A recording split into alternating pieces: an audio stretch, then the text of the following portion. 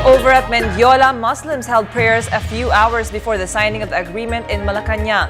But the emergence of some 100 chanting supporters of the National Democratic Front triggered a brief clash between the two groups.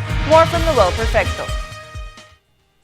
The group of Muslims prepared early in the morning for their celebration, welcoming the historical signing of the comprehensive agreement on the Bangsamoro conducted at the Malacanang Palace. With expected joyful celebration at the University Belt area, Manila Police Chief General Rolando Asuncion personally went to the area to assure Manila's finest and the augmentation force from the Bikutan are prepared for any eventuality. Tinitingnan lang natin yung kanilang kahandaan para ma-contain at mabigyan ng protection yung ating mga kasamang nagrarally, mga kababayan nagrarally, at yung mga estudyante rito sa may University Belt.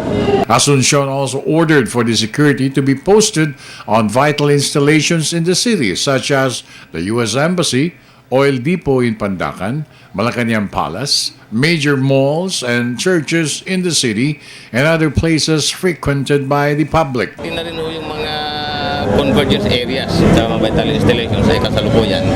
Meron din tayong tropa na tumitingin doon sa sitwasyon doon sa US Embassy and some areas na merong reported na rally. The celebration started off with a prayer as a gratitude to Allah for the passing and signing of the much-anticipated agreement between the administration and the Muslim Brothers in the southern region. And while some Muslim groups joining the festivities at Mendiola Bridge, the group of National Democratic Front later streamers inviting to join their group, coupled with expressions of their sentiments against the Aquino administration. Their demonstrations were met by celebrations of the Muslim Brothers and the irrepressible clash between the two parties. For the People's Television, I'm Noel Perfecto.